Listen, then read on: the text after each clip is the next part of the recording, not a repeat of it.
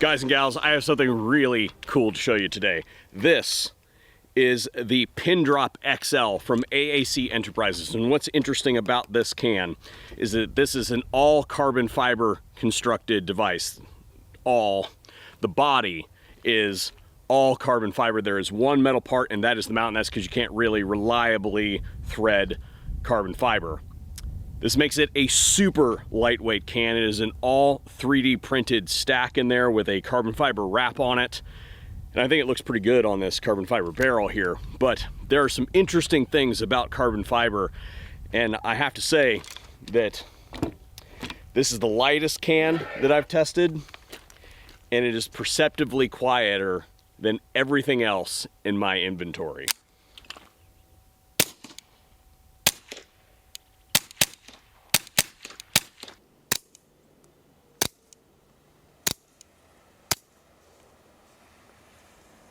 Carbon fiber is a very interesting material, and it really depends on how it is assembled, what applications it is good at, how it is woven together.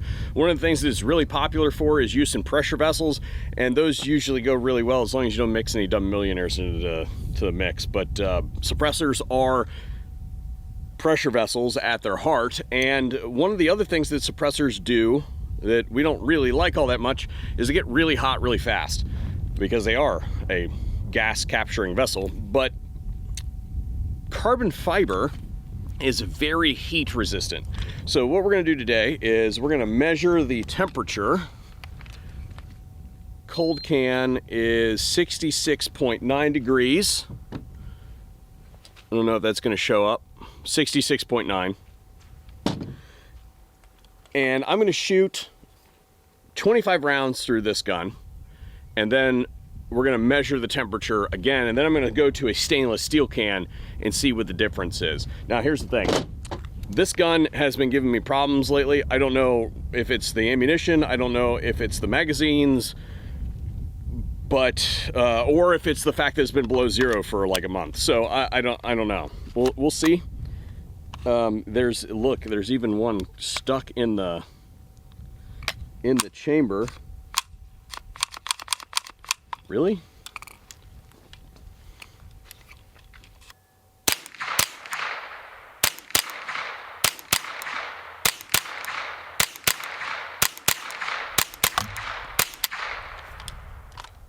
All right, we ran that entire thing, so that's 15 rounds. And I've got this loaded with 10 because it seems to be kind of weak. So we'll see if it'll do the 10.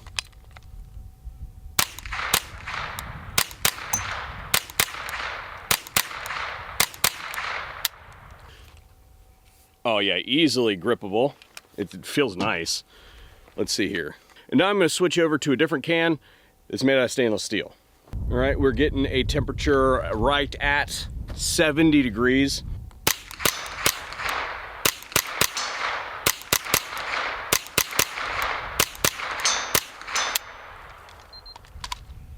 $15. This is going to be our problem child, probably.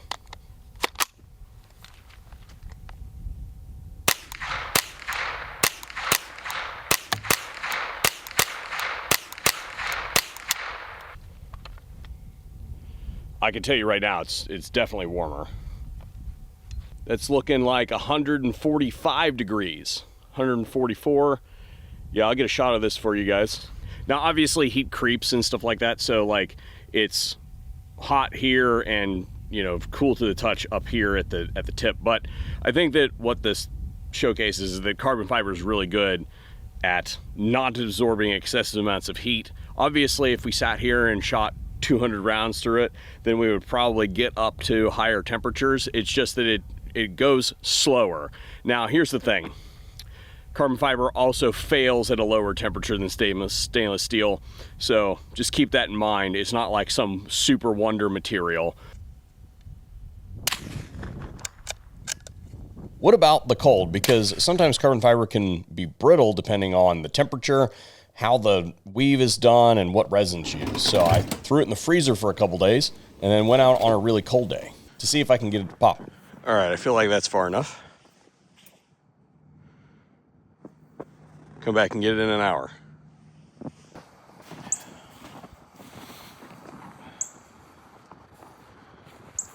Just thought I was gonna kneel in the snow.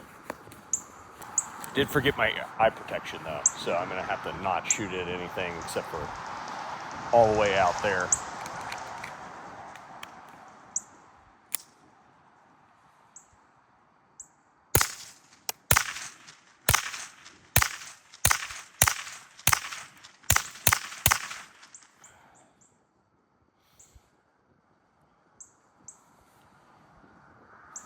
Looks fine to me.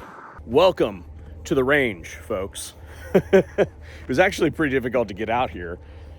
Today we're gonna do accuracy. So can off, can on, what happens to the group size?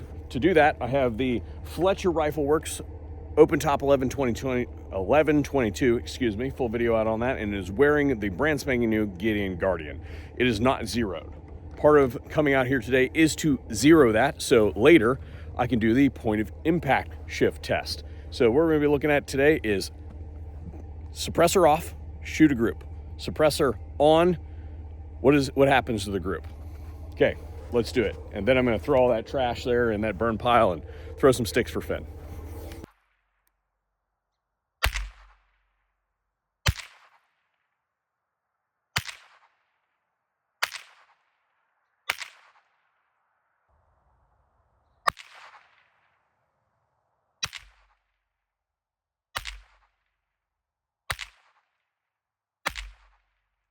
All the groups that you're going to see in this video were shot at 50 yards. Typically, when we suppress a gun, we expect to see the accuracy increase. We usually see those groups decrease in size, provided the can is properly regulated and bored properly.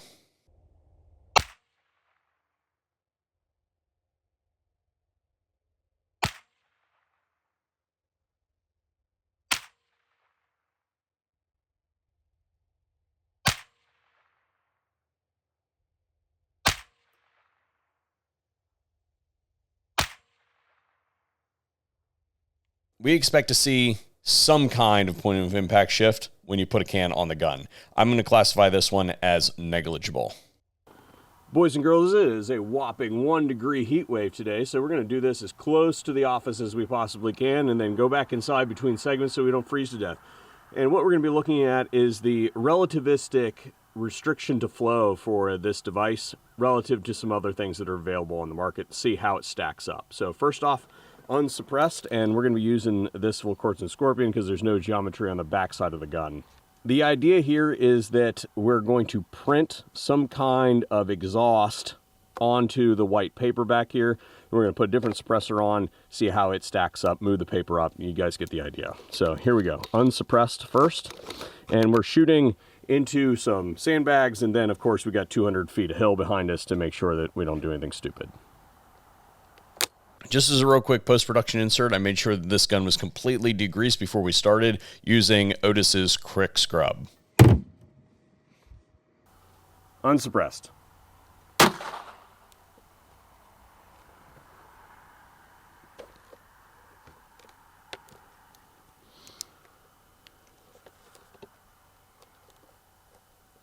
Pen's frozen. Pin drop.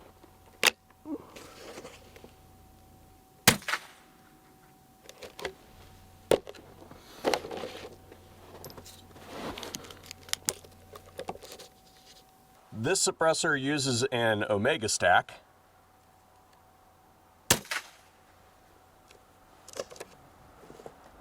We have a K stack here.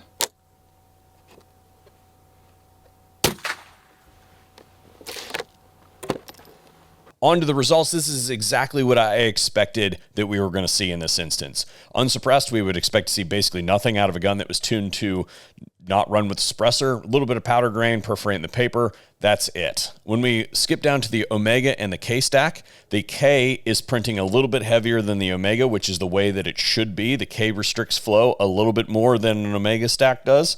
And when we look at the pin drop, clear difference. And that's exactly what I expected to see, because the pin drop is considerably quieter than everything else in my inventory. And with that comes the laws of physics. You have to restrict flow. And that's what we got here. When we're talking super duper tactical type stuff, we're usually not talking about 22, but there are lots of folks out there that use 22 at night with night vision for specific applications. So we went out and tested the flash signature on this can, and we saw what we expect to see, which is appreciable flash reduction. We also tested it against that Omega can that we tested earlier, because that usually has a pretty good flash reduction when it comes to comparing to something that is a known. And what we see is when we compared it on 3 different guns, the Volquartsen Scorpion, that open top 1122 from Fletcher, and then a Ruger American, is that we have about on par performance, maybe a little bit better out of the Pindrop than what we would typically see out of your standard run-of-the-mill 22 can. Which brings me up to the part of the video where we talk about critiques and continuous improvement. I have 2 of them. One of them AAC Enterprise knows about, and one of them the team over there does not. So the one that they know about, I wear a lot of labels. Sometimes I'm the video guy, sometimes I'm the YouTube dude. But the thing that keeps me coming back time and time again to this gig is the opportunity to help companies field the best version of their product they possibly can. And this is a prime example. So off of some of the recommendations that we have made, because we had a failure of the product early in the testing process, this device has completely changed how it is manufactured. I'm not going to get into any super secrets or anything like that, but I'm going to show you a view of the top of this cutaway. Without getting super into the weeds, carbon fiber has some idiosyncrasies. I've said that multiple times throughout this video. One of those is that it does not torsional strain well. You guys who are bow hunters, you know. When you put a suppressor onto the end of a gun, you torsionally strain the device. The way that the fibers are laid in this can are specifically done to mitigate the possibility of incidental damage to the device. Now, here's the thing. If you put a pipe wrench on it, you're going to break it. But I think that knowing that, there has been some thought put into, hey, we don't just stand this sucker up and print it, introspection on how that process is conducted. And they have done that. Also, they are looking at changing the mount on the device so that instead of grabbing it by the body, you have the option of putting a tool on it. The second critique has to relate to the night vision test that we did. And this one is a super easy layup for the folks over at AAC. I would like to see them play with the geometry of their end cap, because the thing already does a pretty good job when it comes to flash reduction. Oftentimes we see big problems with like titanium cans and stuff like that under night vision, even though it's a 22 suppressor. You got to remember the 22 suppressor or 22 ammunition is trash. There's no flash suppressant in the powder.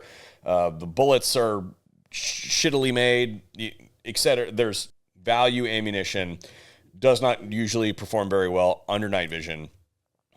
And one of the things that AAC Enterprise could do to mitigate that is integrate some kind of flash reduction geometry on the end of their can.